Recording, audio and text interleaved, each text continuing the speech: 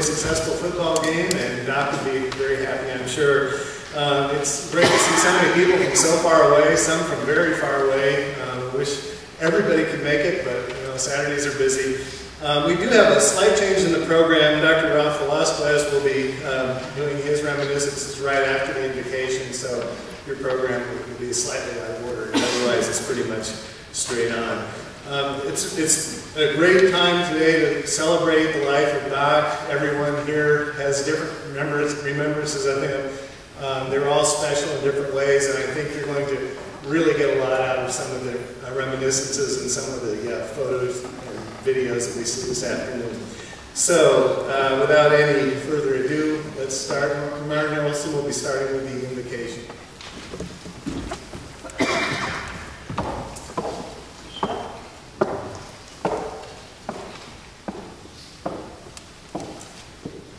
The time is now to say goodbye and put the stamp, finally, on the life of our friend Dick Kieft. For some of us, it's not come quickly enough. For others who would keep death at bay as if to close a door so it could not enter, we come with sadness. But as Shakespeare would say, we come as community to give sorrow words. Unite with me, community of friends of Dick Kiefts, as we pray. For this beautiful, glorious day, oh God, we give you thanks for the taste of victory on the football field. For these young students who are in many of our care, for the people who loved him, and for the great life that was Dick Kieft. We grieve, oh God, because there are those youngsters and students who will never know his craft, his generosity, his friendship, and his humor. Draw near to us, O Holy Spirit, so that in the telling of his story, our grief dissolves into joyful memories that we will carry in our hearts forever. Each time we touch that stone in time that reminds us of Dick Kieft. Amen.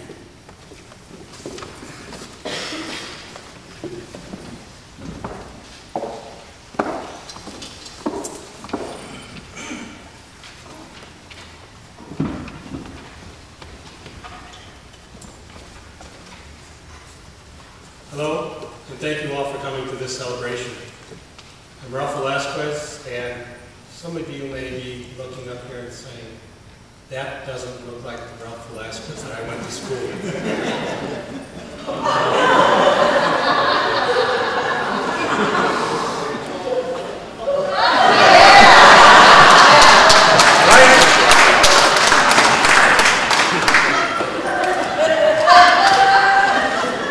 Both Doc and I came to Monmouth campus in the fall of 1975. He was a ZBT faculty advisor and my chemistry advisor. I left after 4 years. Doc was just gaining momentum at Monmouth. Doc was born to be a chemistry professor, just like his dad. He shared the ultimate recruitment story with me. One night, his father was hosting a dinner of chemistry professors at the Kieft home.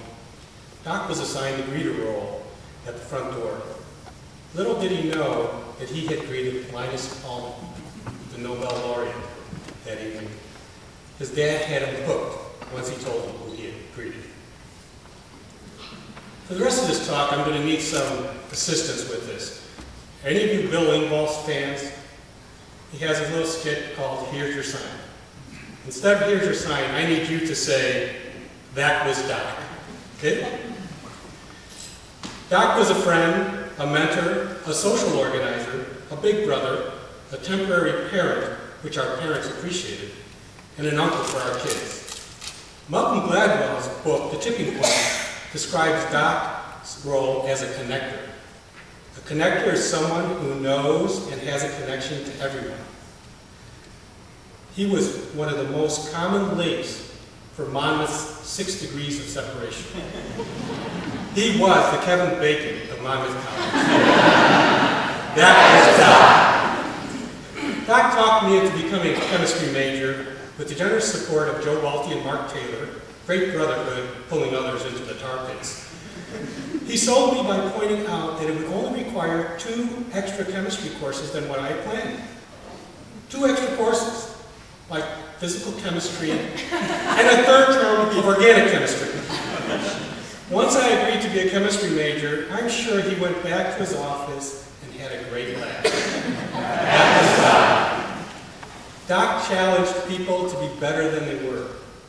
Whether challenging our fellow students to earn better grades, demonstrate support for the college, or take leadership roles, he was always challenging us.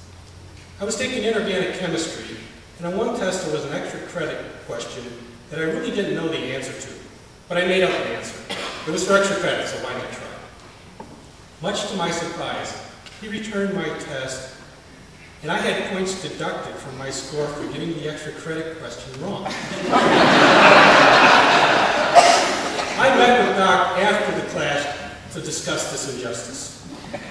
Doc looked me in the eye, told me that I need to learn that if I don't know something, admit it, or learn it, and don't make up answers. That made profound sense to me. I accepted his decision, and I learned an important life lesson. Years later, when we talked about this event, he gave me that mischievous smile and admitted he was willing to give me the points if I'd argued a little bit more. We all know Doc loved a good time and never wanted the party to end. After closing CJ's one night, some of you may remember CJ's, Doc and I decided to listen to some music back at his apartment. We started playing Name That Tune and telling stories. We finally noticed the sun rising, and I thought I should get back to the door. Without missing a beat, Doc suggested I wait a few minutes for the cafeteria to open so I can grab breakfast on my way back. That was Doc. Doc was incredibly loyal. He drove a Chevy forever. You remember the old blue Bomber he used to drive? He made it to countless weddings, anniversary parties, and alumni picnics. There are numerous pictures of him in wedding parties and surrounded by alum families and always young kids. He always asked about our kids. Just last winter, I had called him and mentioned that my daughter was coming to a Monmouth basketball game with her boyfriend. That evening, at halftime, he snuck up behind her, tapped her on the shoulder, and asked her what she thought of the game. She looked, recognized him, and got a big hug. That was Doc. He really cared about all of us, and who cannot remember his great bear hugs? And boy, did the women gravitate to those hugs. He was a sly one. That was Doc. Doc was an incredibly proud man. He was proud of his work and the college. But one of the things he cherished the most, and where his pride really shone through, was leading the graduation processions. He held this position for so many years, and it was truly a labor of love. I'm sure every graduate has a memory of his big smile leading the procession.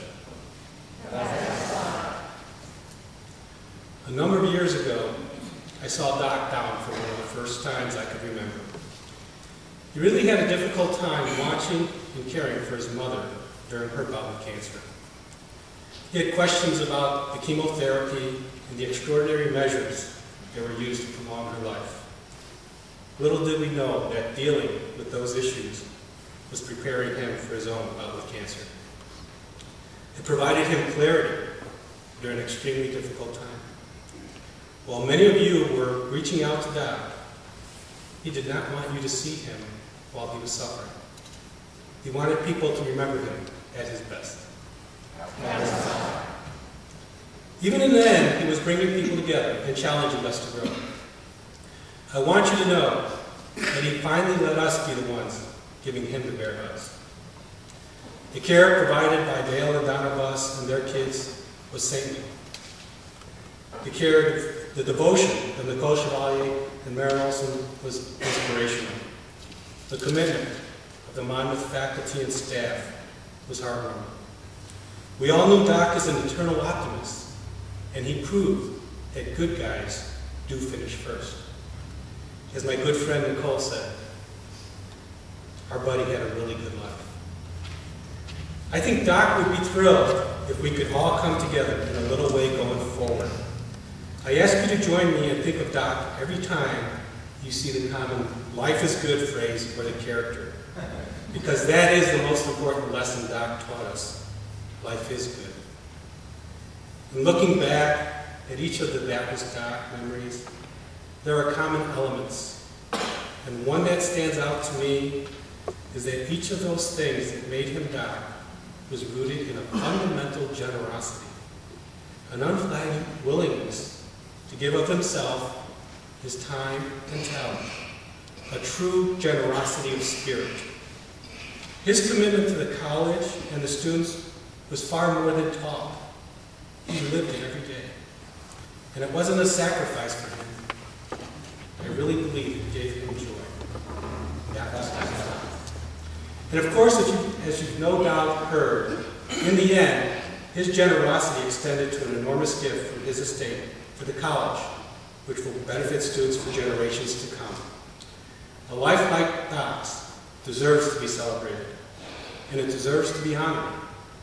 I know the wheels are in motion to give each of you an opportunity to do just that in as tangible and generous of a way as you can. Thank you and enjoy the celebration.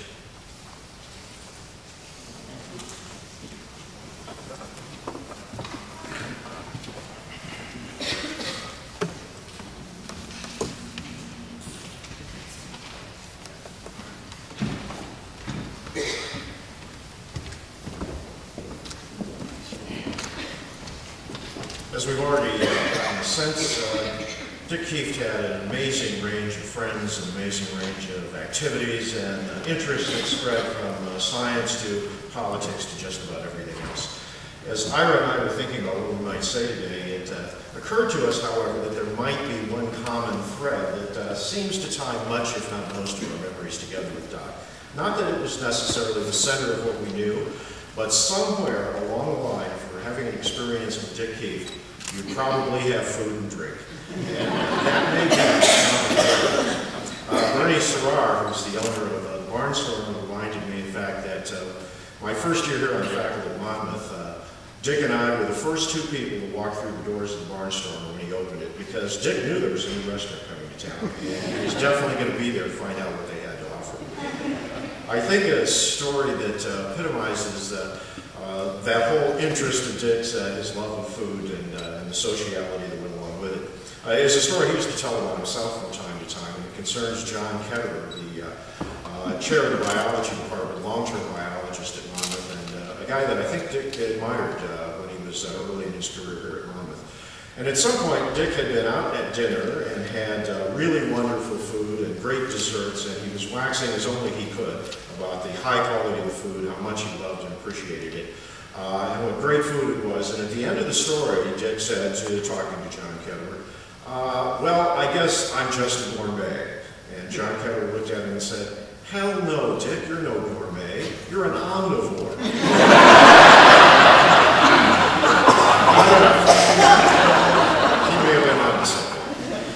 I think you've got some memories of Doc and food and drink. Yeah, as a fellow omnivore, I don't think there's anything wrong with that.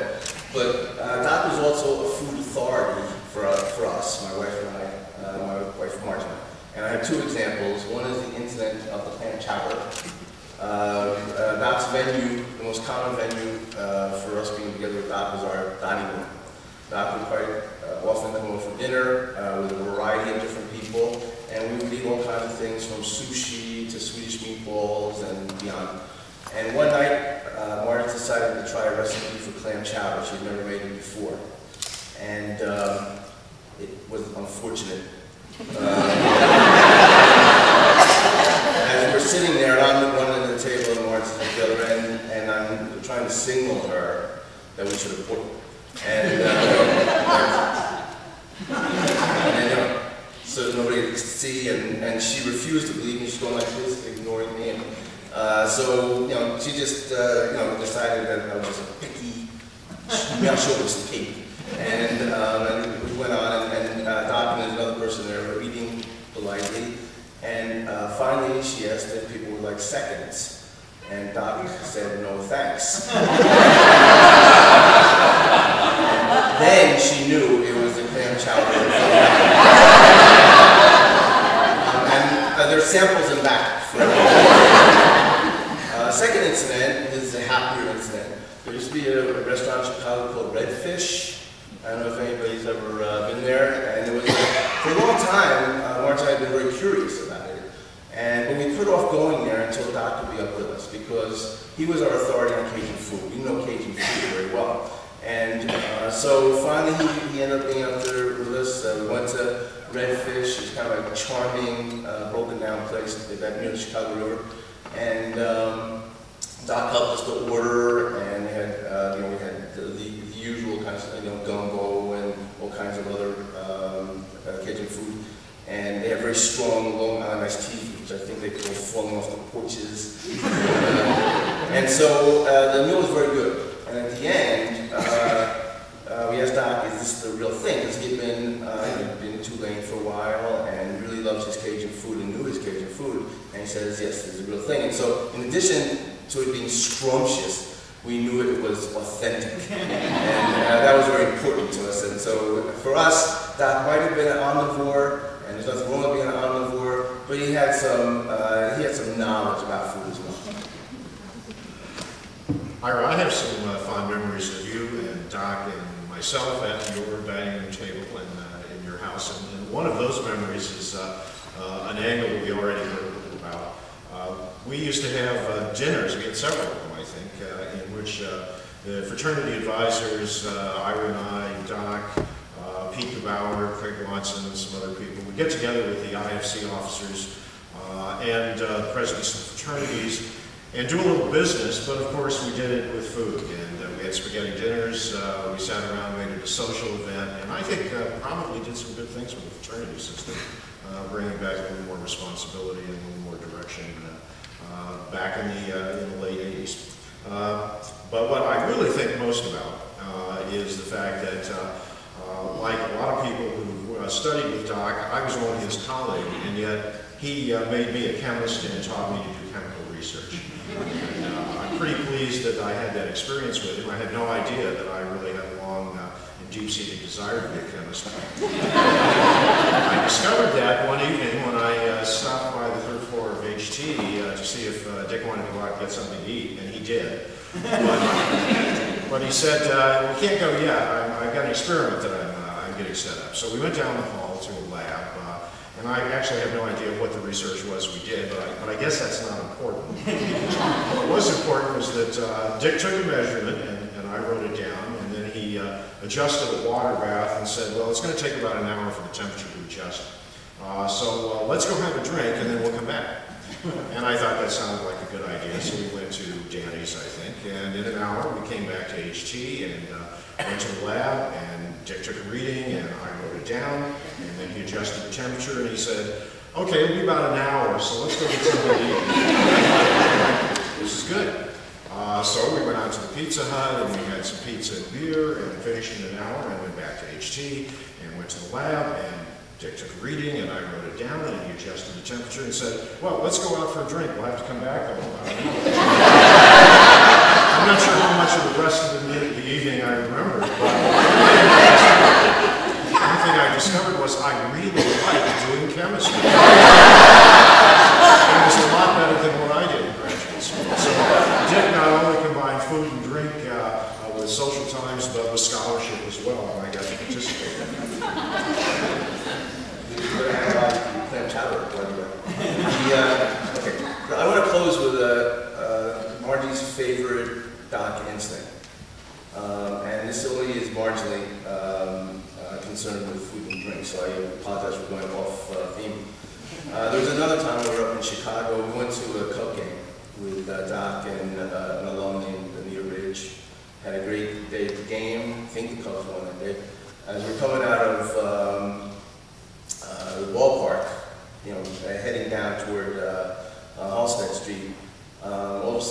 shouting, "Doc! Doc!" There was a guy who lived 2 blocks from the park that Doc had taught, and that happened a lot. No matter where you went with Doc, Doc was Doc. There would be somebody there that he knew, and so that was a typical Doc thing. We had a bunch of ballpark food at the park, but the game was long and we were hungry. We went to a Thai restaurant, kind of an upscale Thai restaurant for us. At that time, as far as I were in Chicago, we went to a place that cost about $6 a meal, and it was good. One of those places had to pay double digits, and so we begrudgingly went. But and we had a good meal and everything. We took Anita home. I think she lived in Lincoln Park at that time, and then we ended up down near where we were living on Elm Street, and near the Oak Street Beach. We went out on Oak Street Beach about 10 o'clock at night, maybe after that, and pitch black. And Doc and I are standing in front of the lake, and Marge knows exactly what we want to do, and we feel too old to do. And then there's a bunch of teens there, making us feel older. And finally, we looked at each other and took our wallets out, and as much clothes as you could do decently, and we dove in. And, we frolicked for I don't know, half an hour or so. But that was Doc. I've been near the lake many times at night. I never dove in. Doc plunged into his work, both the learning and the teaching part. He plunged into friendship, and that included his co-workers, his students, people he called his friends, wholeheartedly, without reserve. Because as much as food like Doc, but also Doc liked food and drink, he really was a lover of people. And he got that across to an awful lot of people, and that's why we won't forget him.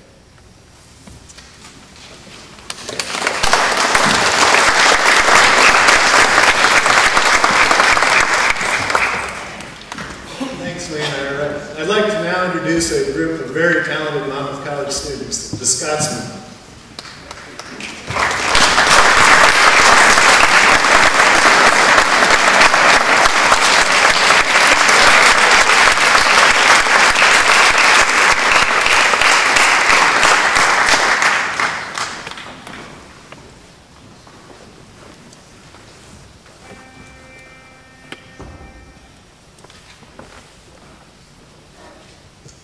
By yon bonny banks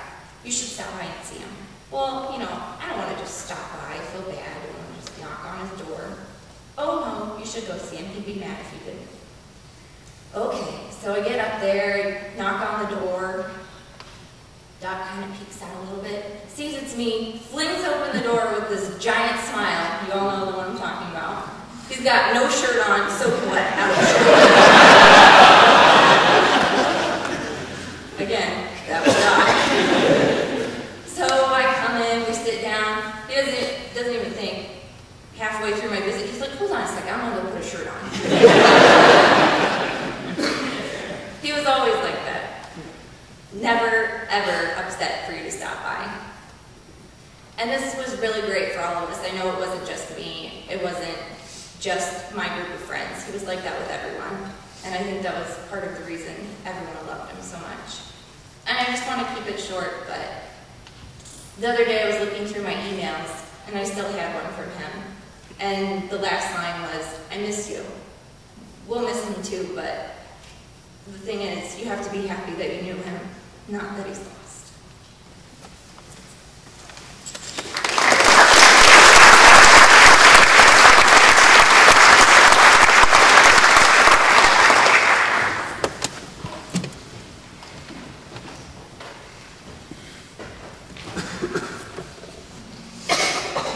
We'll all miss Doc, and there will be a special time when we'll miss him more than the other.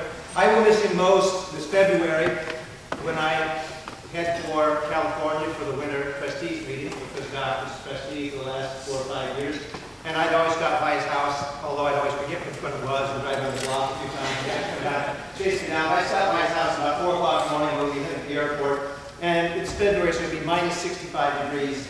And Doc was out holding his golf bags, but they'd be inside this big travel container, one of those hard things so they don't get crushed to the airport. And it was bigger than would fit in the car the college gives me. And the college gives me a pretty big car. And so we would be standing outside every year in February trying to figure out how we're going to get those golf bags in the car. Were we going to ride Moline with the window down? And somehow we would forget each year, and we would in fact repeat that. So this year when I drive Moline with the windows up, I think I remember Doc fondly at that particular time. Doc was a lot of things to a lot of people. He was a good friend to all of us. Sometimes we don't think about the fact that he was a scientist. He was a good scientist. And not just a scientist, but he was a chemist. And actually within chemistry, not just a chemist, but he was an analytical chemist. And there's something very special about being an analytical chemist in Doc's era. Because it was an era in which analytical chemistry changed dramatically. And so analytical chemists, imagine, we're the ones that do the analysis. We're the ones that take the measurements. And when Doc was first starting out, there weren't computers that were driving the equipment. There weren't semiconductor devices that were helping us run great pieces of electronic equipment. When Doc started, chemists were still making remarkably good measurements using the 3 Bs. Right? Anybody know the 3 Bs, the chemists? The burette, the balance, and the brain. Right? And so when Doc started out, he would have said, you know, we don't need a lot of fancy things, right? If you're an artisan, right? And so of all the scientists around, the analytical chemists would have been the real artisans, the ones that had good hands, the ones that could make measurements using some very simple devices. And that's why George and I thought it might be good for some of you who saw Doc in the later years when chemists made lots of measurements with computer control systems, to actually think about the kind of measurements he would have absolutely loved to do, and probably insisted all to do at least one time. George is going to talk about the measurements, the titrations that we do, but the titration experiment we're going to talk about. But what I think is important in this is, we're going to give you a little chemistry lesson, but as Doc would have said, chemical theories are either too good to be true or too true to be good. Right? If they're good enough that we can explain it to you in 2 minutes, they're not true. And if they're true, we can't explain to it in a few minutes. And so you're just going to have to kind of take some of this old faith in theory, and we'll throw it out there. But mostly, what we want you to do is kind of imagine the things that would have been important to him in doing his experiments and things that he would have liked to have talked to folks about. George, you know, chemists loved funny shirts. And I had one, but I decided not to put it on. Get us back in the mood, but let me first say that I had the privilege of working with Doc for 30 years. I came here in '79, so I missed some of the people in the audience or whatever, but we worked on all sorts of projects. We love to tear down walls, between people and physical walls in HT. There are a number of places in HT where walls used to be that aren't there anymore. And unfortunately, one of the walls we put up got torn down last summer. Life does change. But I have wonderful time getting to know Doc, working with Doc, because we thought about a lot of the same things in the same way. If we saw something needed to be changed, we found a way to change it. And you know, George has an interesting time. He thought about things the same way, because George is a physical chemist. And physical chemists thought about the theory that analytical chemists used in making their measurements. And so we would argue constantly, are physical chemists just analytical chemists who didn't have good dexterous hands? or were looking the other option. Analytical chemists were just dumb physical chemists. They couldn't do the math, so we had to do the experiments. And I did all that. I want to bring us back in time 50 years ago. I was in quantitative analysis course at Carnegie Tech at that time. And one of the things I remember about that lab, it was on Thursday. Thursday morning and Thursday afternoon. Because we were doing a lot of experiments that required us to weigh things. And I wrote on a balance over here. We won't try to use it. Because weighing something with a balance like that was often a half-hour process. So you didn't want to do it very often, unless somebody forced you into doing it. I should probably comment that Doc's first experiment in analytical chemistry involved analysis for nickel was something called VMG. I'm not the ring blank. I know that. We analytical chemists had that many. Right, I understand. But the beautiful thing about that experiment is it produced a very bright pink precipitate. So you have this pink color that any chemist would recognize out there. But what you had to do is the precipitate was very, very fine. You had to cook it for a while, a couple hours, to coagulate the precipitate so you could actually filter it and just didn't go through the filter paper. When did Doc do this experiment? First experiment, September, cooking something over a Bunsen burner or a hot plate, a lot of water vapor in the air. Hey, it's kind of humid. Air conditioning was rarely if ever working. And so the students got to struggle with analytical chemistry a little bit. But we soon, analytical chemistry changed with the introduction of a method balance, which you do that process electronically, and now it's 10 seconds and you're done. But chemists of my age discovered, actually before that, that what you really wanted to do is weigh one sample, weigh it accurately,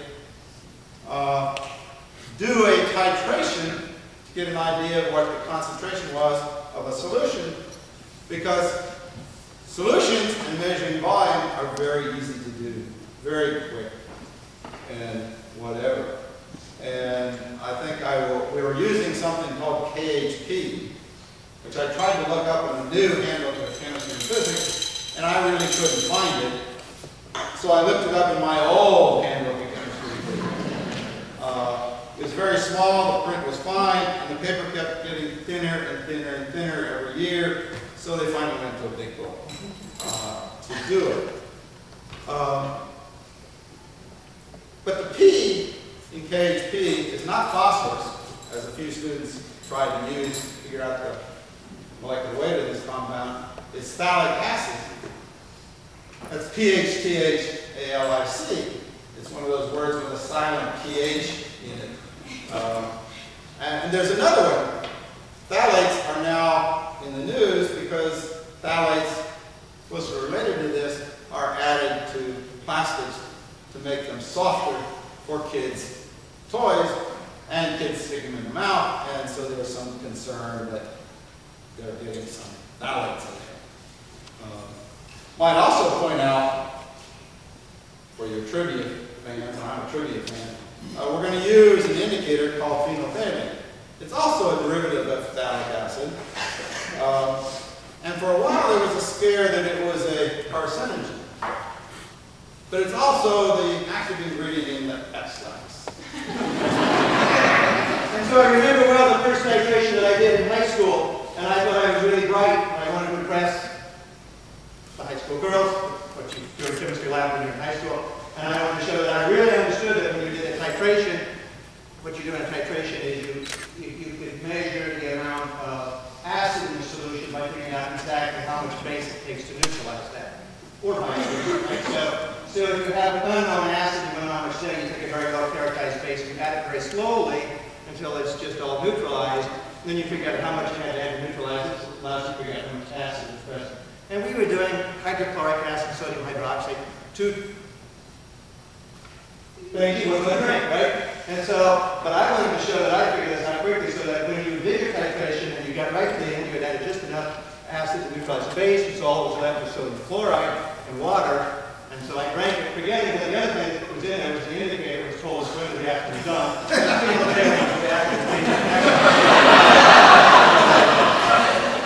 Yeah, sometimes we don't think of it. So let's do the experiment. Let's think about the part that was important to Doc. Doc would have said to chemists many times, you have to be honest in every number you write down. And if you write down a number and you say the concentration of the solution is 0.1012 moles per liter, you'd better know that not only is the first digit a 1, and the second digit a 0, and the third digit a 1, and the fourth digit a 2, or whatever it is.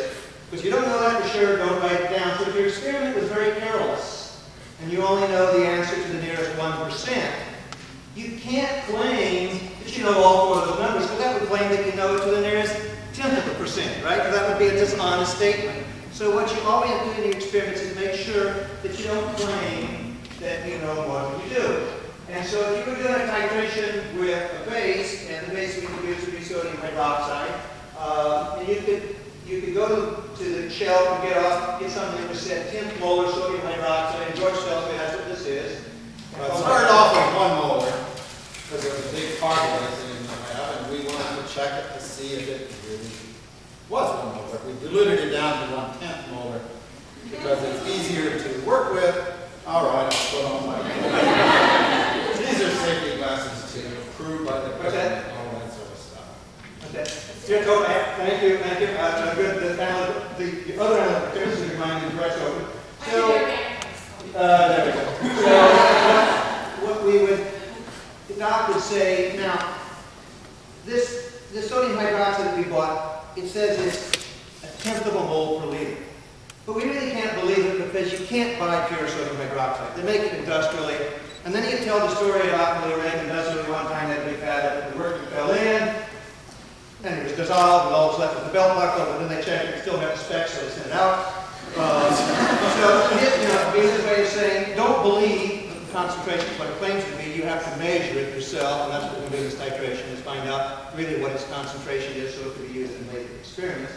It's also a way of reminding people that sodium hydroxide is nasty stuff, and you ought to put your goggles on, right? Right. And so the first thing you would do, and you would actually leave the burette open, and pour a little bit in there, and let it run through there, because when you're really trying to go to the very end limit of a burette or a balance for your brains, you've got to make sure that you don't make any errors at all. And so what you want to do is make sure that anything that was residual in the side of that got rinsed out, and not with water, but rinse it out with what you're going to use, right? So if you rinsed out with water and you left a drop in there, it would dilute your solution. It would throw your experiment off by 1 drop, and that's going to be a big deal for an analytical chemist. And so we would rinse it a couple of times with sodium hydroxide. And, the rule would be 3 times, but we're only going to do it once. We're pressed for time. And then we're also doctored to say, make sure you don't leave any bubbles down in the tip. So open it up, let all those bubbles run out. Don't leave your funnel up there because a drop will fall out of your funnel halfway through the experiment. You'd be off by a drop. Remember telling you those kind of things? You probably left the funnel in there at least 1 time. And then you come up and you take a look at this thing. And first what you do is you say, okay, this was given to me by a physical chemist. And physical chemists aren't really nearly as good as analytical chemists, so we're not going to touch their washing. And we're going to look to see if a dirty burette will catch some drops up here. And of course, if there's a drop up here, a drop is 0.05 milliliters. And we're trying to measure things to the nearest 100th of a milliliter. And that would be 5 times the acceptable error if we had a drop hanging up here that might fall in if we got halfway with it. George, you did well. They're on the top. So, I'll comment, I didn't clean that one, I cleaned this one. Real fast. Stop copy said that. so I'm going to put the X-lax in the solution here. Now, one of the things that Doc has really told many of you often is that when you're doing a measurement, it's very hard to make a distinction between two large signals. So what we want to do is we want to be able to make the distinction between nothing and a signal. Rather than say, if you had a solution that was pink, and it suddenly got a little bit more pink, you couldn't tell it was being pink. But if it was colorless and got a little bit pink, you could tell. Or the analogy he would do is he'd say, if I lit a cigarette lighter behind my back, you wouldn't know if I lit it or not, unless it was completely dark in here, and then you'd be able to tell. And so what you always want to do is make your measurements against an absolute zero background. Well, I put a solution in here that turns pink when there's an excess of base, and it's clear when there's acid. So when I start running the phase out of the burette and measuring exactly how much I put in, when this turns pink, I know that I have added exactly as much base as it takes to neutralize the acid. And the acid that I put in here was a primary standard. You get that from the company, it's absolutely pure. So I weighed it to the nearest tenth of a milligram, nearest thousandth of a gram. George actually did that. And so that's in here, highly accurate, highly pure. So any measurement, any claim I make will always go back to something I can absolutely believe in. Okay? So Doc probably would have digressed as a liberal artist and talked about basing things that you can absolutely believe in. And now we're going to start adding sodium hydroxide to this. Are you going to tell me where you started? I should tell you, because if you forget to write it down, you're sunk. But the first thing I'm going to do is there is a quarter of a drop hanging off into that tip. Because Doc was a good analytical chemist, he would have known that we don't want to be off by a quarter of a drop, and that isn't counted in measurement. So I touched something outside and knocked that off. And I want to make sure I get a good measurement, so I can read it against a good, solid background with the spotlight in my eyes, and it's going to be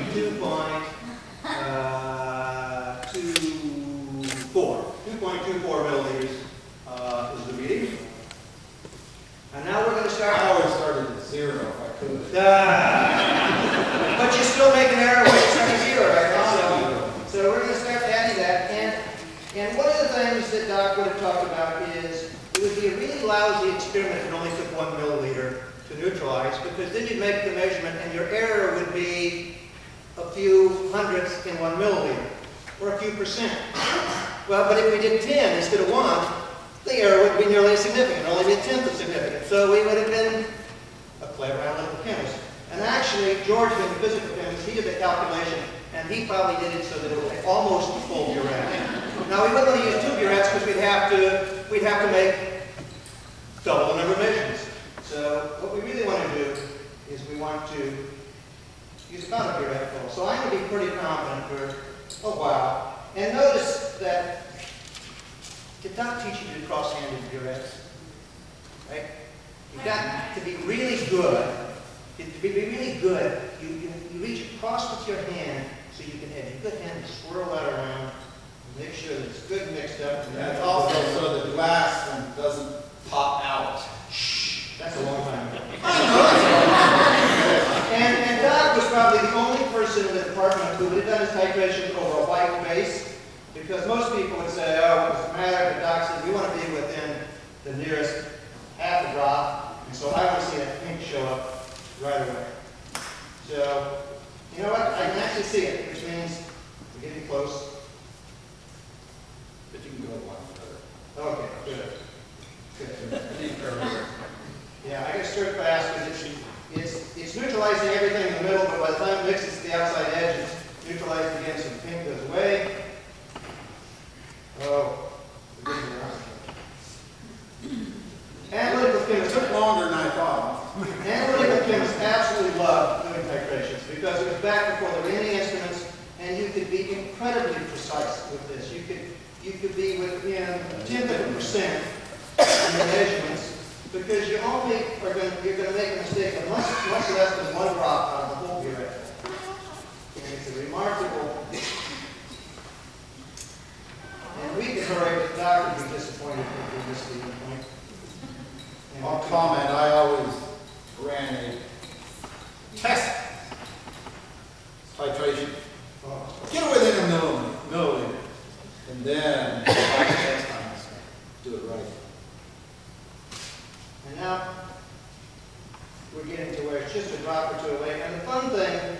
you get really close, you don't even want to run the risk of having a drop of time.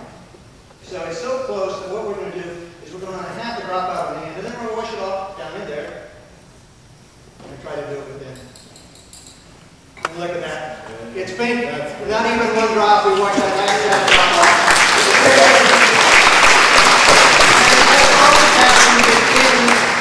It's right in the middle of the clamp.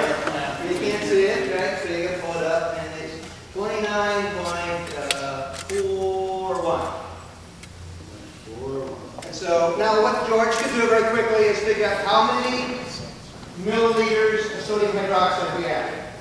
27.1. We know how much acid from the pure standard we have in the solution. So we know we can calculate how many molecules of base is in that direct.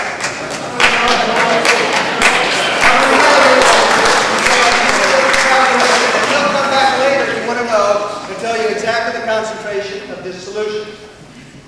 What I wanted you to get a feel from this is that Doc would have loved the laboratory, and he would have loved the fact that he was one of those old dinosaurs that actually, now how would you do this? You hook up a computer to that, and there'd be a motor that would drive it, and there would be an electronic eye that would look for the pink, and you wouldn't have to do any of those skills. But there was this wonderful time where chemists could solve remarkable problems because they could count on analytical chemists who were artisans who could give them remarkably good results. And that's going to be one of the things that Doc actually loved about chemistry. And then he probably would have also loved the fact that this would have been a good reminder to say, don't claim you know more than you do. If you haven't done it to the nearest tenth of a drop, don't claim that you can list all those digits in your answers.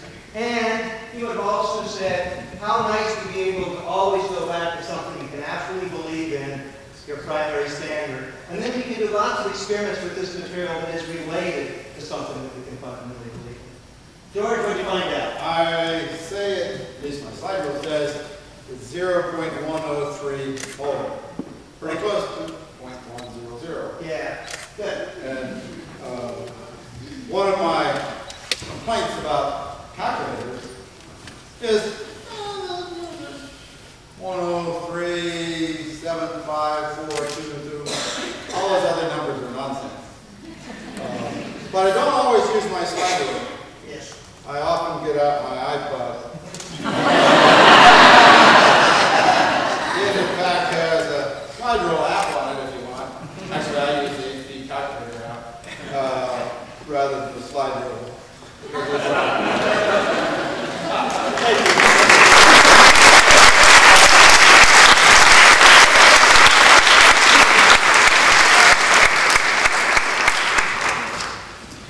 Ladies and gentlemen, once again, Wisconsin.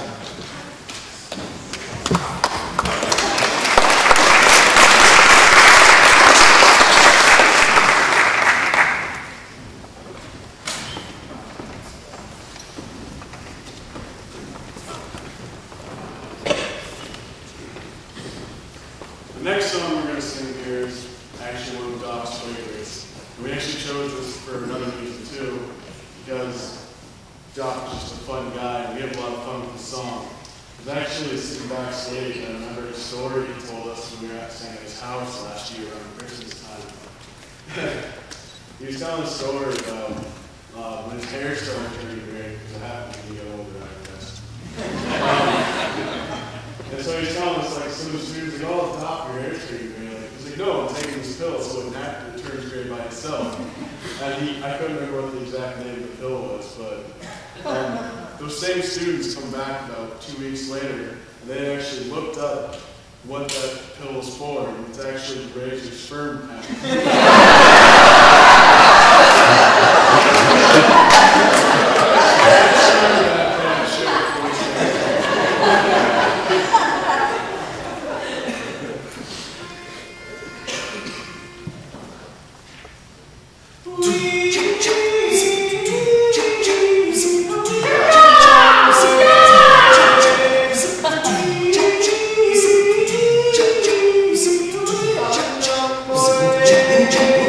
Oh!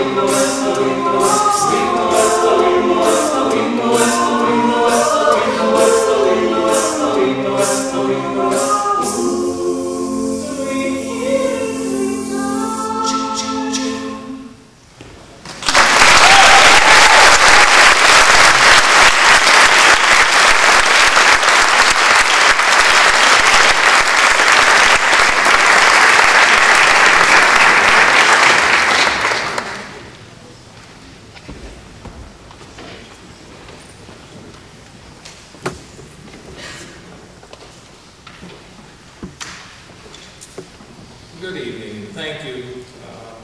Truly honored to have an opportunity to share some personal reminiscences about Doc.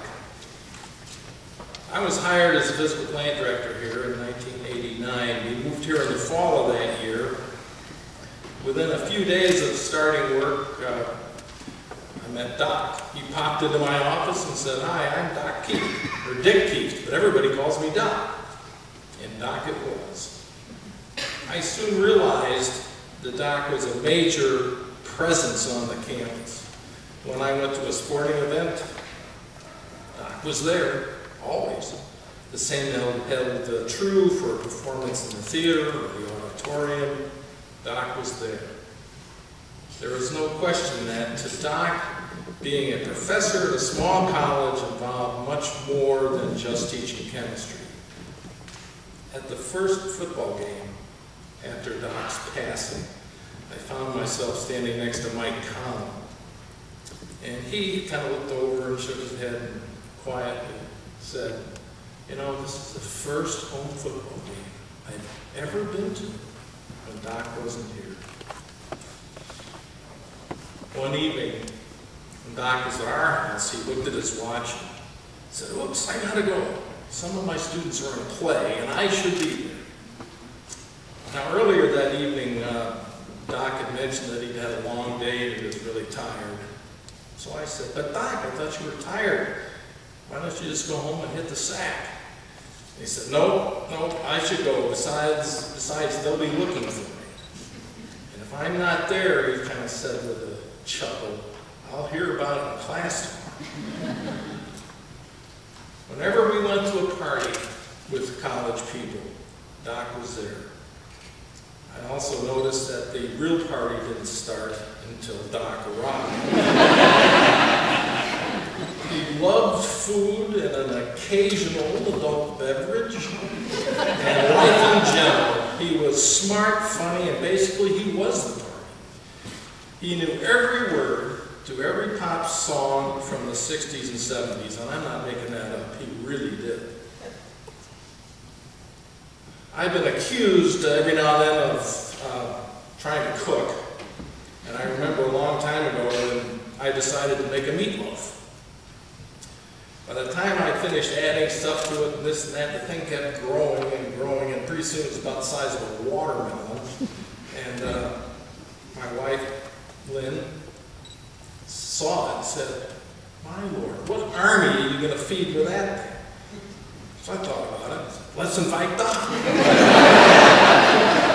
Now that was before we knew him real well, and Lynn said, "For meatloaf? That's not a very elegant dinner for company." I thought about that. I thought, Doc's a bachelor. I've never known a fussy bachelor. So I called Doc. He kind of went like this. "Hey Doc, it's Pete. How about coming over for dinner? It's nothing fancy, just meatloaf."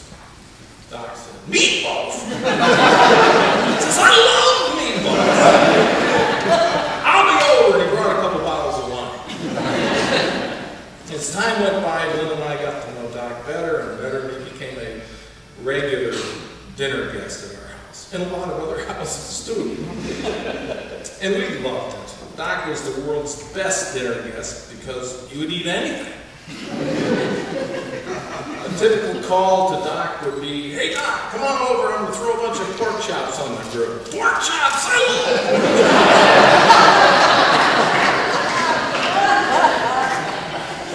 One time I remember rummaging around in the fridge and digging in there, and oh, there's a pork chop, and there's a piece of meat, well, there's some chicken back there, leftovers. And most of them, they're all still good. I said, "We got to eat this stuff up. What to do, what to do?" I know, it's called Doc. And it would go something like this. "Doc, we're just cleaning out the fridge tonight and having leftovers. So if you haven't eaten yet," "Leftovers! I love leftovers!" And he brought some wine. And that's a true story. In my job as plant director, I would get frequent requests from faculty and staff for the Green Army to do some project or another. And Doc was no different. He was always coming up with projects that would improve the chemistry space at HT. And I should add, his projects were always well thought out, not budget busters. And he usually had a nice little drawing of what he wanted to do. And I remember one project in particular that ties in right with what George was saying. It involved taking a cement block wall out between a couple small rooms to create a better space. No problem, we can do that. I sent a work order down to the Green Army, and they jumped right on it because they loved working for Doc. He knew their names, he knew their spouses' names, their kids' names, that they played in school. He knew all that kind of thing. I remember going over to HT to check on this particular job. It was a typical summer project. You did these things in the summer because of the noise and the mess. And keep in mind, HT was not air conditioned then.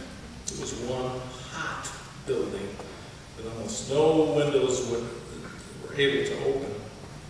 But when I got to the third floor, I could hear the banging and crashing and the wall coming down, and I walked down the hallway, and there's this thick, billowing cloud of dust coming out of the room. So I walked into the room to see what was going on, and there was Doc, happily loading pieces of cement block into a wheelbarrow, and what a sight he was. He had on an old t-shirt, wringing wet with sweat, a bandana wrapped around his head to keep the sweat out of his eyes. And nobody could sweat like Doc. He really looked like he was melting. And of course, since he was soaking wet, all that dust was just sticking all over him. He looked like a ghost. And I did anything but a picture of that scene. He looked up at me and saw me, and the big grin spread across his face. He said, "We're making great progress." And indeed they were. What a guy. Oh, I miss him. And did you notice, earlier we were talking about photos of Doc's with students. They were displayed at the Barnstormer after his service. So many photos of Doc with students, and a lot of those photos were of Doc with 6 or 8 attractive women students. They're all giving him a big group hug. There would be Doc smiling like a Cheshire cat with, say, the women of science all piled around him, and one would be planting a big kiss on his cheek. If I had done something like that, I'd still be in jail. But Doc could pull it off. He could pull it off. Doc once told me that one of his colleagues had said to him, "You know, Doc, all the sexual harassment talk that's going around, you better be careful about hugging all these female students." He blew it off. He said, "If a student needs a hug, I'm going to do it. I could care less what the lawyers say." Amen.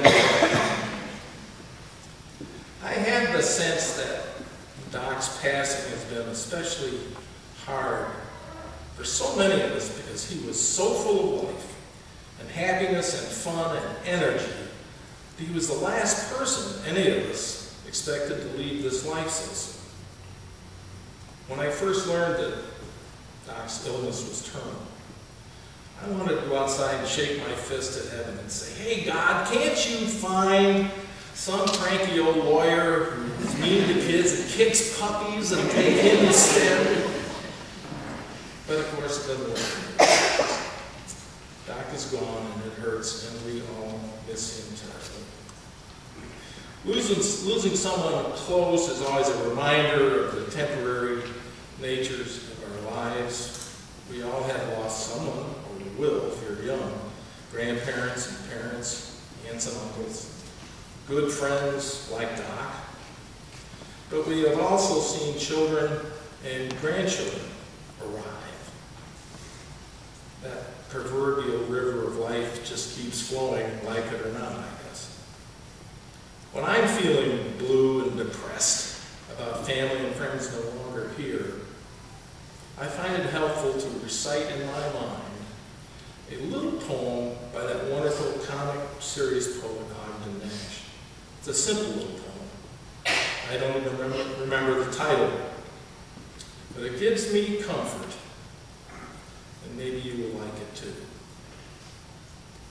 When I remember bygone days, I think how evening follows morn.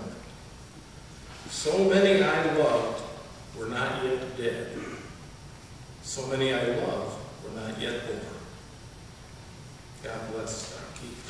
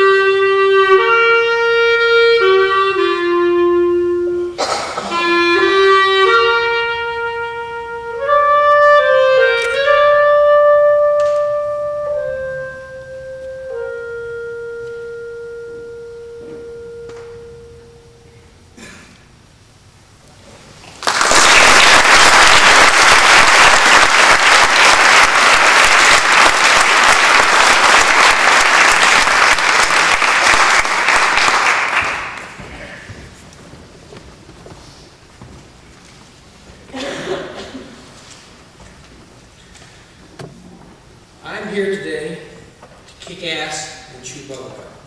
And I'm fresh out of bubblegum. Well, I'm sorry, that's actually my speech for next week's fraternity meeting. You guys are here. I'm the chapter advisor for the ZBTs now. My name is Steve Earnhardt, and like Ralph Velazquez and several of the guys here in the audience tonight, I met Doc in the fall of 1975. I had the opportunity to take chemistry, I think it was 101, with him. Back then it was a trimester system, so it was the second of the 3 trimesters. Now, the thing is that probably, I don't know, you'd have to check the records, but I was probably one of the first ones with Doc that actually was in there taking it for the second time because I'd flunked it first semester. I had blazed through my first semester with a 1.8 grade point average, and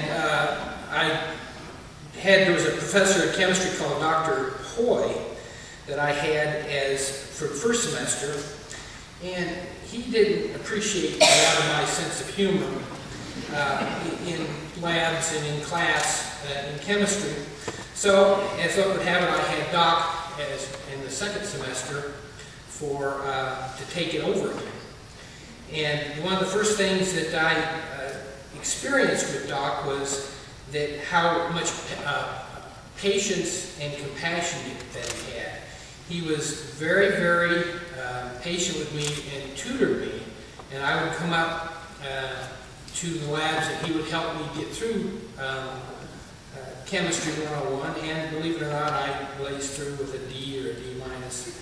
But I did get the credit, which is what I needed to graduate. So I was very happy that I had Doc the second time around, because he was very, very, very helpful to me, and I really appreciated that trying to get my academic career on the right track. As several people have mentioned before, Doc took a lot of pride in remembering people. He'd know your name, he'd know names of people, and he would remember things that from years and years and years ago. And I can remember one of the first times that it was a couple years after I had graduated, and when I was here at Monmouth, there were some of us guys, there was like 4 of us together, and we were, for lack of some of my fellow fraternity brothers would probably kind of call us something akin to the 4 horsemen of the apocalypse, as far as what we did in the fraternity. But Doc, he took a lot of that in stride, and he was very, very good to listen, and he was really thought of as a brother within the fraternity. Not just our advisor, our chapter advisor, but he was an equal. He was our brother. And I remember the time, as I said, a couple times, a couple years after I had, as you can see, I'm nervous. I don't really speak a whole heck of a lot. That wasn't something I took while I was in college. So anyway, I come back for homecoming, and one of the gentlemen that I was a senior when I was a freshman in the ZBT fraternity, his name was Clark Tucker.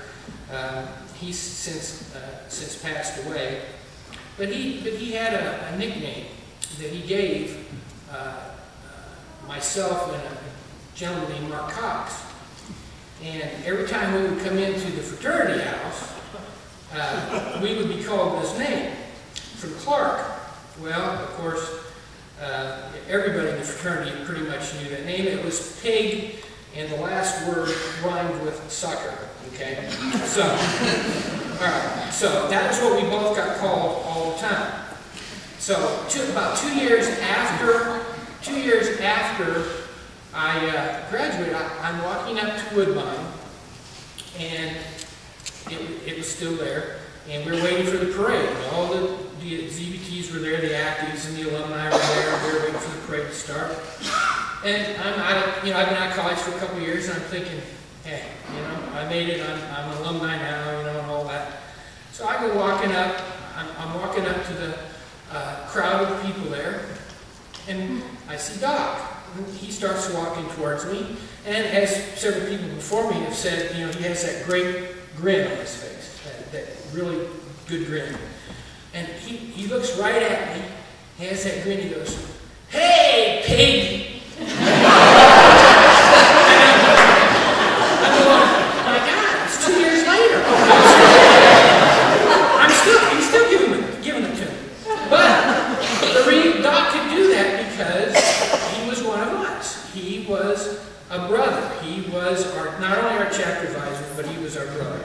And he listened, and we respected the advice that he gave him because he did listen and he did observe what went on in the fraternity.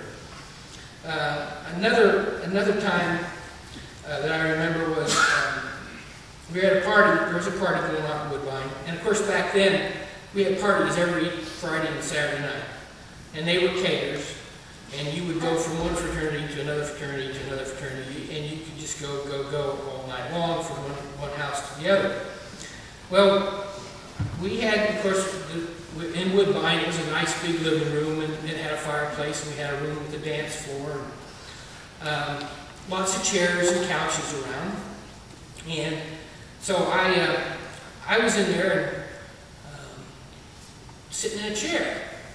And now, for me, that was pretty calm, sitting in a chair at that time. And in fact, so much it was out of the ordinary, Doc comes up to me at the party, and he leans over to me, he says, "Are you all right?" And I go, "Yeah, I'm doing okay." He says, "Well, what's going on?" I said, "You know what? It is an absolute riot to watch all these drunk people." And of course, I was 3 sheets to the wind, but so what does Doc do? He sits down in the chair next to me. And he sits there for a while, and he's observing. And then, I don't know, I can't tell. Believe me, I can't remember how long it was. And he looks over at me, and he gets to get up, and he says, "You're right." And that was it. And left he left me there, and, you know, I went on observing, and he went on to party, probably more than likely to get out on the dance floor and boogie with the girls that were out there. And he could really dance. And like Mr. Loomis said, man, when he got to dancing, he sweat. Man, he was a sweater. I remember seeing that. So anyway, that was. So now I like to just fast forward a little bit, just to a few years ago, when I became chapter advisor. Now, Doc was the first person that I went to for advice on how to become a good chapter advisor. Now, this was no small task, because the sum of my fraternal leadership skills while in college amounted to deciding the best way to get drunk in the shortest amount of time. Now, Doc knew me from my college fraternity record, and instead of trying to talk me out of the job of becoming chapter advisor, he sat down. He was very patient. He gave me a ton of pointers on how to deal with the chapter, and he was totally encouraging. Every time I visited campus, I tried to see Doc, and he always had time to answer my questions, and he gave me opinions on how the fraternity was doing and the overall status of the college itself.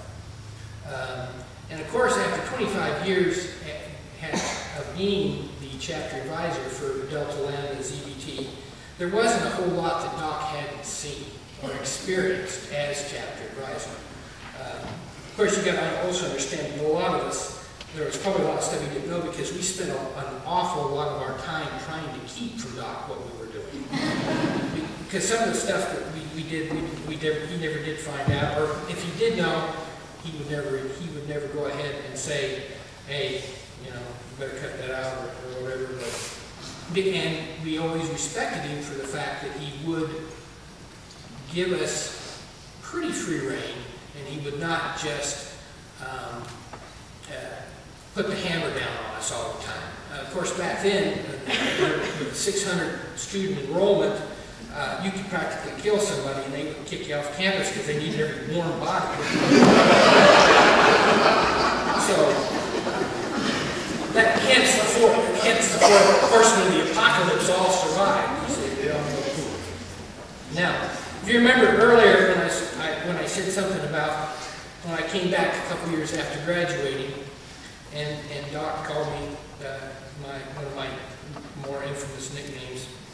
And here I am now, it's about 4 years in having become the ZBT chapter advisor. And here I'm in the situation again. I'm coming up to Woodbine. Well, there's no Woodbine now, there's the lot, but where we all gather for the parade for homecoming every year. And so I walk up, and there's Doc again, and he's got that big grin all over on his face. And I go up to him, and I said, "Doc, how you doing?" He says, "How are you doing, Attila?" Now, this took me completely by surprise, and this is a completely new one for me. This is a new name for me. I haven't been called Attila before, a lot of other things, but never Attila. So I asked Doc, I said, "So who have you been talking to at the fraternity?"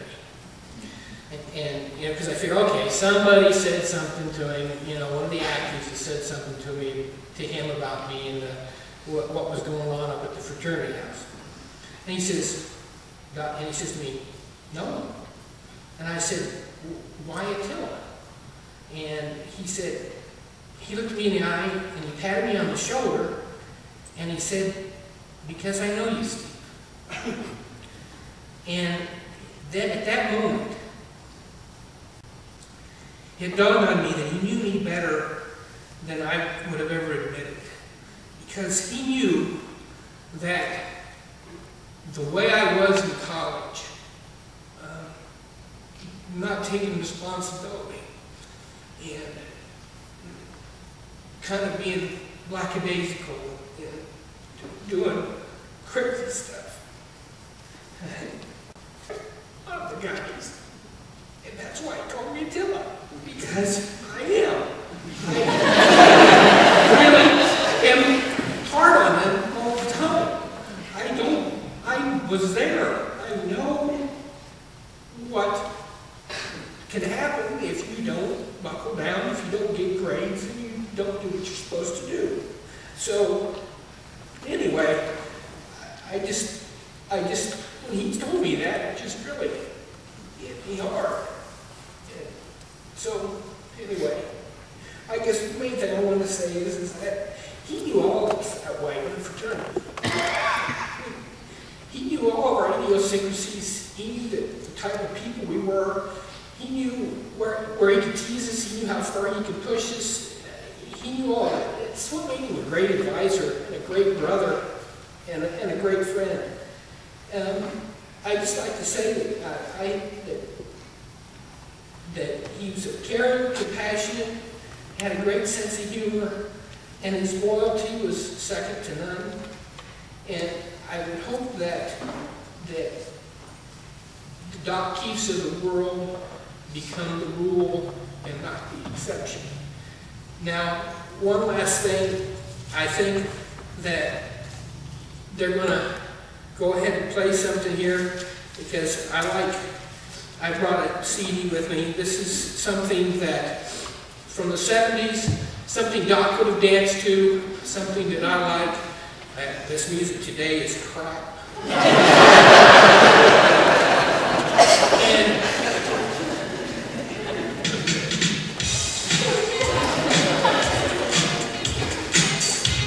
And this is what we should do as far as Doc goes. Celebrate Doc.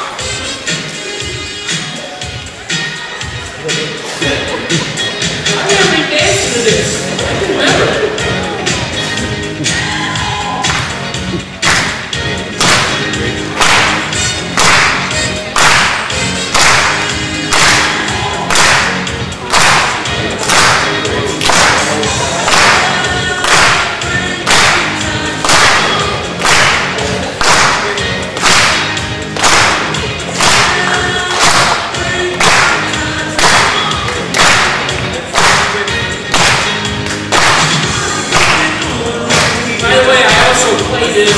When the seniors graduated, brought in a blue box and played this for them.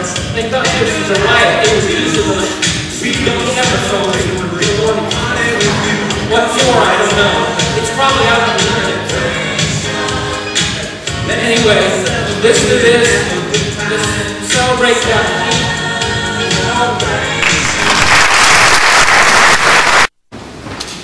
The words and music are printed on the back of your wall.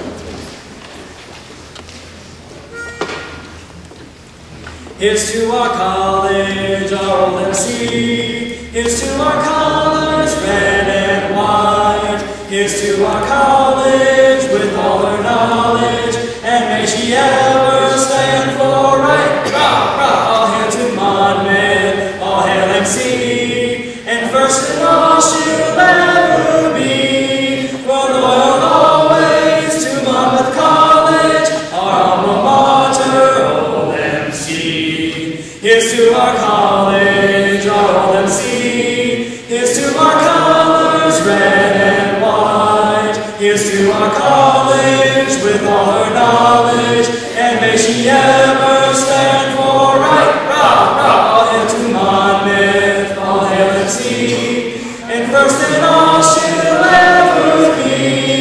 We're loyal always to Monmouth College, our alma mater, old MC. All right, thank you very much.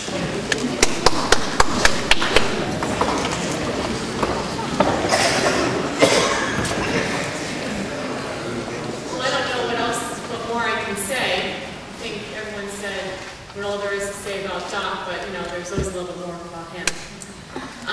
If you don't know, I'm currently the analytical chemist. My name is Audra Sistores, and I guess you don't have to worry about me not being good at math, because I married a mathematician. So.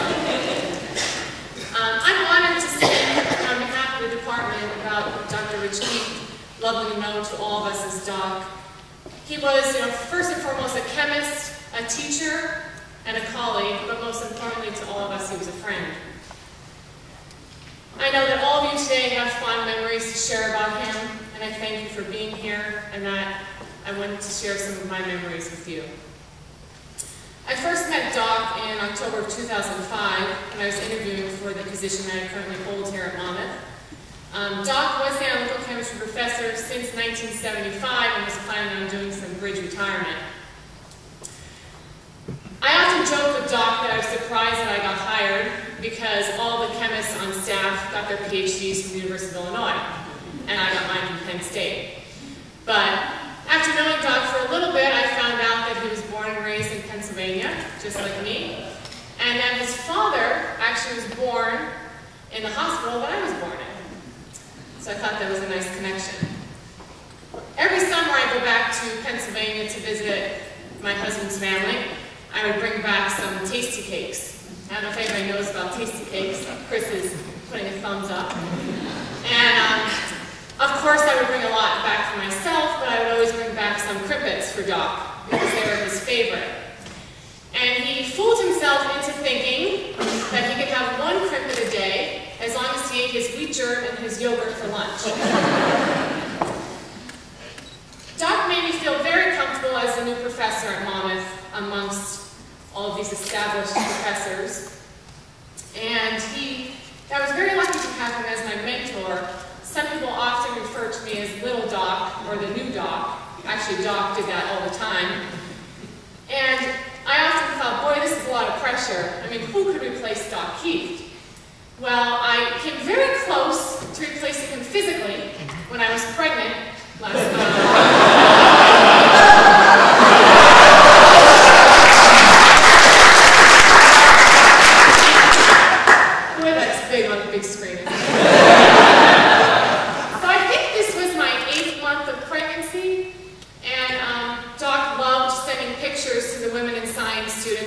Katie gave me this picture, and Laura remembers this often because he'd come in the lab and he'd say, well, I think it's time to take a picture today. It looks like it's getting bigger.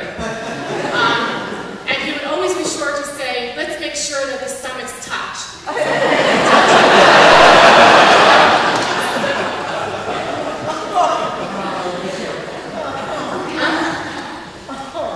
I truly miss Doc. Not only moments like this, but just every morning he'd give me a big hug. He not only gave me advice on teaching and grading and writing exams, but also on enjoying being a teacher. I mean, we all get stressed out, we give exams, students don't do well, and we start panicking. There are a lot of moments on third floor HT where Doc would walk in the lab, especially one lab in particular, which was a cultural lab where the students made alum from soda cans. And you always knew that Doc was around during this lab because all you would hear going on were students laughing and these pops, pop, pop, pop. And this was because as they did this lab, hydrogen gas would form, and you would take a test tube over and you would collect it, and then you would put the test tube over a Bunsen burner and it would pop. And I mean, the students are supposed to be doing the work and progressing in the synthesis, and all they're doing is laughing and popping. And well, guess why? Because you hear Doc laughing and you know it was him. I was really lucky to not only, work with Doc, but he was also my neighbor. I actually took over his office and then he moved out because he said it helped him clean his office in preparation for real retirement. And it wasn't really a normal day unless there were a lot of students coming in and out of his office, or colleagues, or faculty. And you always heard him talking to them about their track meets, or their plays that they're in, and congratulating them on this. But on the serious side, Doc was a very demanding professor, and I got to see this firsthand last semester when he taught analytical chemistry lab. And this was because we had a tie-over, and it was just too much for me to handle, so Doc stepped in along with Lauren Brad. And the science students, they loved having him around. They often comment now and reminisce how he was the one professor who was in the building at midnight helping them with their calculations. But, there are long nights for a man of Doc's age. I don't think I could have done it. but he always found a way to rejuvenate, and this included some power naps or playing solitaire. Doc, the students loved Doc. He had that sort of magic touch where he could be a strict professor, but also able to maintain a good rapport with them. While driving one day with Doc to a graduation party of one of the department's recent graduates, my husband and I were talking with him about the meaning behind his license plate. And if you don't know, his license plate was Doc 121. And he mentioned that this was his teaching style, that he valued one-on-one instruction. And I think this was also his style, as we've heard tonight, just in social aspects. I mean, whenever you told something to Doc or talked to him about a problem, you felt like that was the most important thing in the world to him. Since Doc's funeral, many people have asked me what I think Doc's legacy is, and this is quite a big question.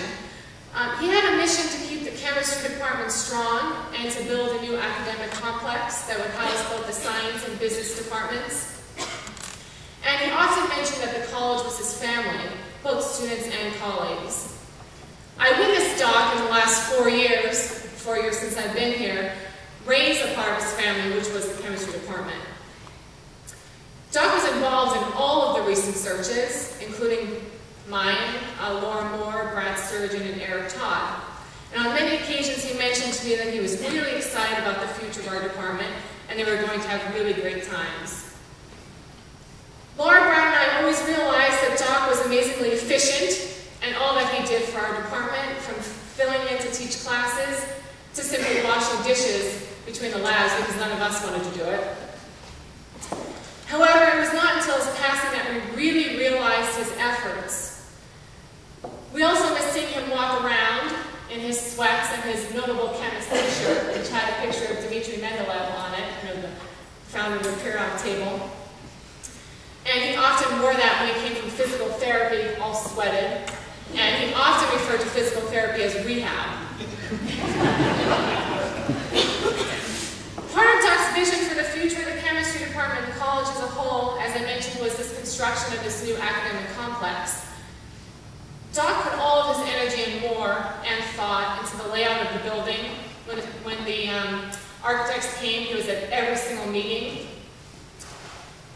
And he wholeheartedly believed that this new building would not have been possible without him, as so do I. At Doc's retirement from active teaching 3 years ago, he announced that he would leave the bulk of his estate to Monmouth College, as you all know. During those years, as he observed things that the new faculty were doing with their new ways of teaching, such as collaborative research, field trips, group discussions, he knew that these were different from the normal classroom lecture tradition that he was trained under, and he wanted the new building to have learning spaces that would support this. As he talked more and more about him being increasingly enthusiastic, and he decided to specifically target his estate of $2 million towards helping Monmouth science students to experience these new learning styles. And I'm just really thankful for that. I think all of you are thrilled about this generous gift, but it's only part of the equation. In order for the teaching of science to thrive into the future of Monmouth College, new facilities designed for how we currently teach need to be built. That is why Doc embraced this idea of this academic complex. In the next coming months, we hope, as the building becomes more of a realization, friends, colleagues, and former students of Doc hope to honor this generous gift to teach by raising an equal amount to be applied towards the construction of the building. By doing so, we also hope to permanently honor Doc with a portion of the structure named in his memory. As we all said tonight, it's very sad that Doc is not here.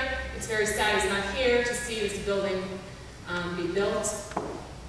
And as a longtime professor and more recently as a college trustee, I know he had big dreams for the building and what it would do for both the department and Monmouth College.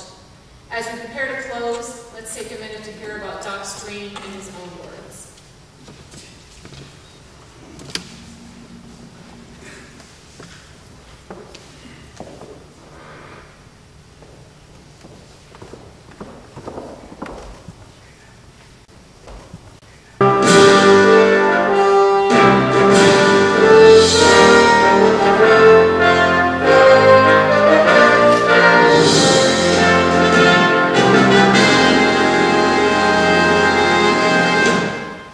It's a very exciting time at Monmouth College as we plan for the future. This new building gives us an opportunity to build a facility for the 21st century. And that's an exciting opportunity because education has changed. When I first came to Monmouth College 33 years ago, lecture was mainly 50 minutes of lecture. Students sat in fixed seats. Today that's changed. And so you need lecture rooms designed so that you can have a little bit of lecture and then the students can break up into groups to go over information. The same is true in the laboratories. Laboratories used to be everybody had their own station and they would do their own thing. Today, you work sometimes like that, but other times you work in groups. So you need to design a lab that can have groups of 3, 4, 5 people working together on a project trying to solve a question that's posed to them. Lots of people are building integrated buildings that will just integrate like chemistry and biology together. This goes on to add the business in there, hopefully to allow our business majors to become more knowledgeable about science issues and science facts. But also our science majors to become more knowledgeable about the business world. Because if we're going to solve the problems in the world today, that this integration in these groups has to take place.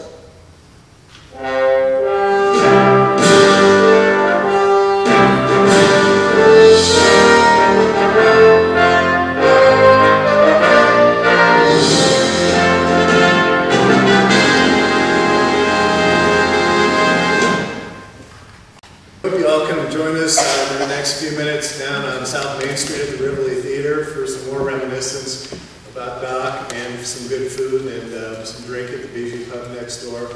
And now as we close, I'd like you to enjoy a special tribute, a photographic tribute to Doc.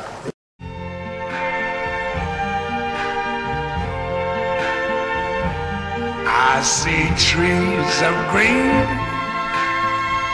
red roses too. I see them bloom for me and you, and I think to myself, what a wonderful world.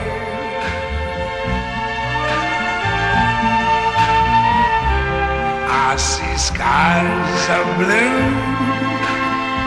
and clouds of white, the bright blessed day, the dark sacred night, and I think to myself, what a wonderful world.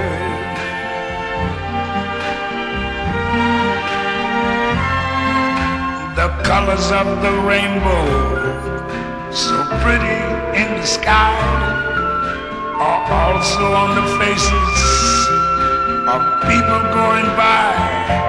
I see friends shaking hands, saying, how do you do?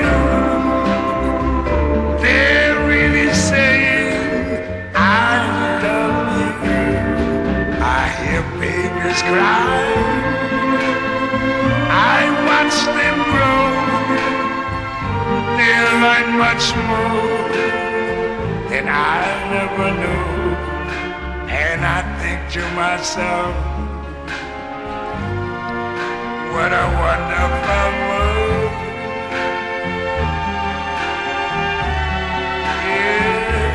Yes, I think to myself,